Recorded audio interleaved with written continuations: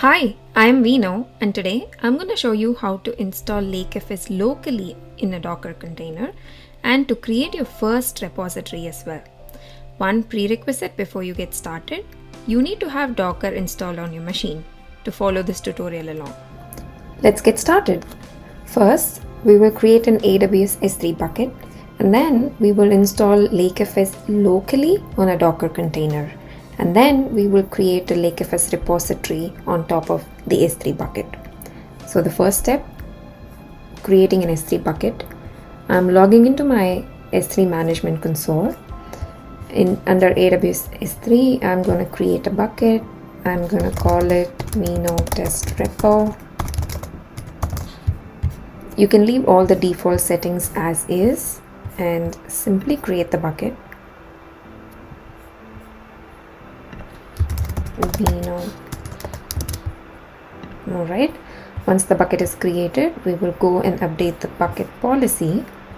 We can copy the contents of the bucket policy from lakeFS documentation, go over to lakeFS IO, docs, set up lakeFS, prepare your storage, AWS S3, and here we go.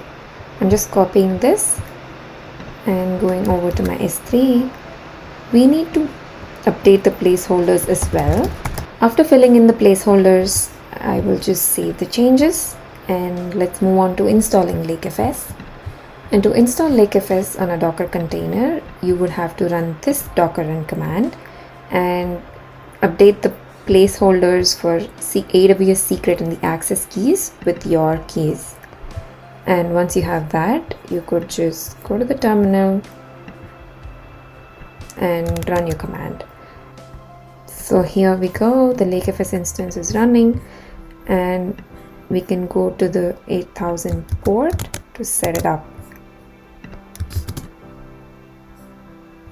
Admin, I'm just gonna give my name, and there we go, lakeFS is up and running.